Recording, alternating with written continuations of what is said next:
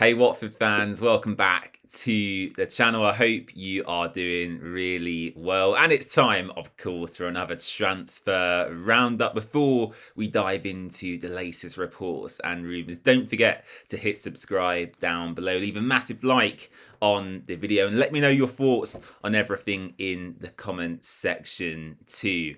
Right, it's been a very busy January so far. Not in terms of signings, because we haven't made any just yet. However, there has been so many rumours flying about. It's been the busiest January window for rumours that I've seen for quite a few years. And we'll start with what I believe to be a real potential high profile signing for Watford. And this is Italian midfielder Eduardo Bove. Now, you may recognise the name because we spoke about him a couple of weeks ago. The initial report on Bove to Watford came from a very small radio station in Italy. And whilst we discussed this on a video, as I said a couple of weeks ago, I didn't feel there was anything really credible in that report. Yes, it was exciting, but I didn't actually think Watford would get this done. But yesterday, we saw a much bigger development in the story. Now, the Watford Observer is, of course, a very trusted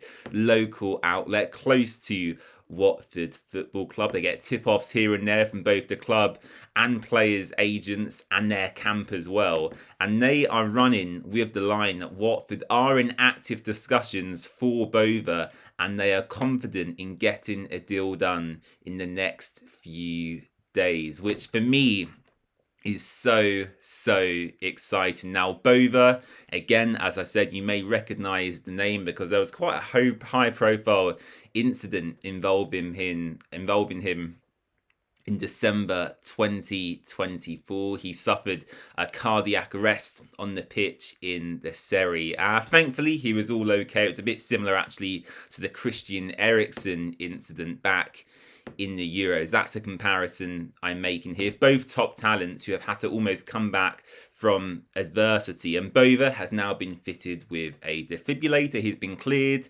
He's fit. He's ready to play football. But in Italy, because of the regulations and rules they have, you can't actually play in the top flight of Italian football with a fitted defibrillator, which means he has to move to a foreign club. Now, reports from Italy suggested that, of course, Watford are interested in him, but also clubs from Greece and Turkey. And the line from Adam at the Watford Observer is that there are now real concrete talks taking place between both parties. One to keep an eye on, definitely. And as I sit here and record this video today, Valon Behrami has actually spoken about this deal in the pre-match press conference looking ahead to Bristol City. Valon has, let's just say, tempered expectations somewhat. I have a tendency to get quite excited, but Valon has brought me slightly back down to earth. He has admitted that Watford are talking to Bove's camp, although he does say it's slightly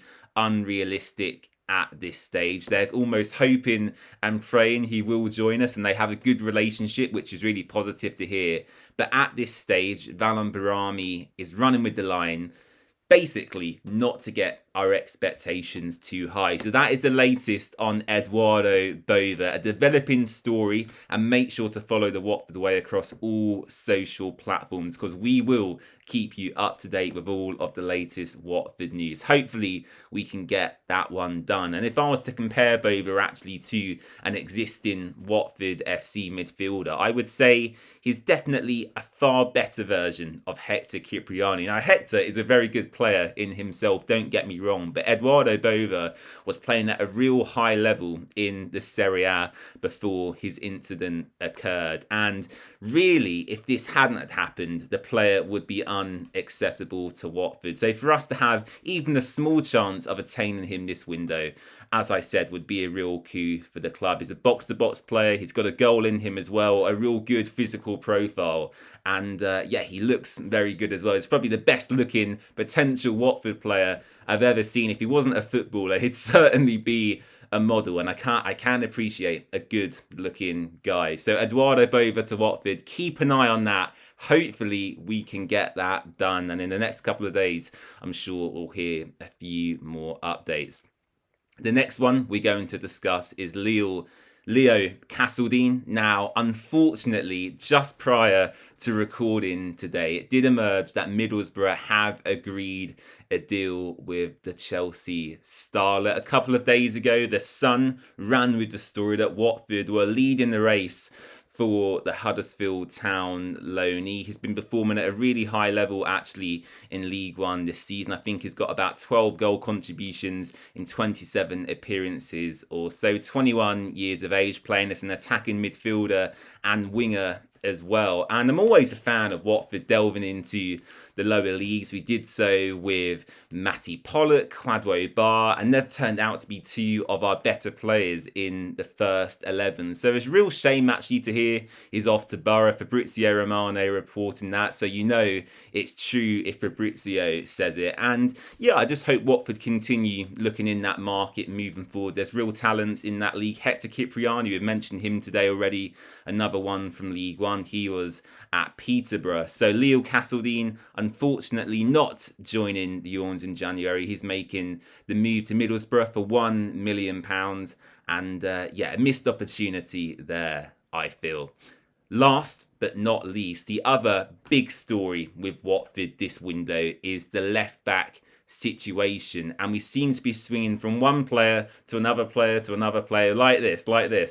Yeah, there's two players really in the mix for the left back position: Julio Soler at Bournemouth and Harry Amas at Manchester United. Initially, Luca Bendoni of Sky Sports ran with the line that a potential idea from Watford was to bring Harry Amas back to the club on a 6-month loan deal. That went quiet, and some Watford insiders on social media were suggesting that that deal was very hard to do. We then had reports of Julio Soler at Bournemouth looking to get increased game time, but because of their injury situation, it looks like Julio Soler may be staying at the Cherries instead, which again opens the door going the other way back to Harry Amas. And for me, if either of these players come off, I feel it would be a real positive. Caleb Wiley has gone back to Chelsea. And by the way, as well, I'm not quite sure why Watford haven't announced that officially yet. We've had the line from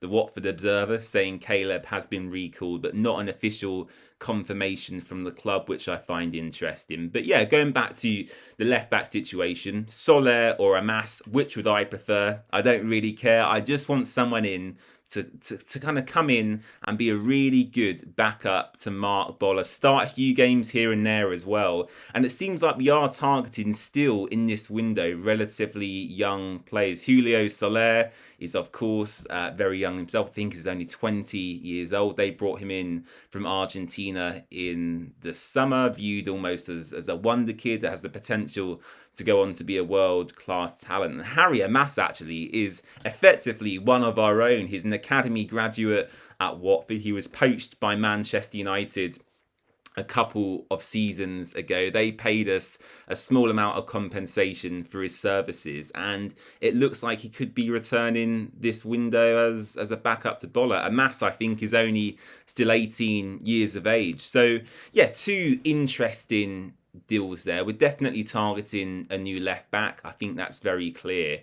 And also as well, the Eduardo Bove did, if we can get that over the line, you know, that is, as I said, a real statement sign-in for a team challenging for promotion. That's a sign of intent to the rest of the division as well. So we'll leave it there for the transfer stories. I hope we've got more to talk about in the next few days as well. I do enjoy the transfer window and everything that comes with it. Let me know your thoughts in the comments down below. Would you love to see Eduardo Bove at Watford? And out of the two left backs, Julio Soler and Harry Amas, which one would you like to see? Thanks for watching. I'll see you again soon. Bristol City in the FA Cup this weekend. If I've got time, I'll make sure to put out a preview video tomorrow. We'll get the tactics board out and we'll look at the potential Watford 11. It's cold, it's chilly, wrap up warm if you're heading over to Bristol. And yeah, let's hope Watford can get a win in the Cup under Javi Gracia. Some great memories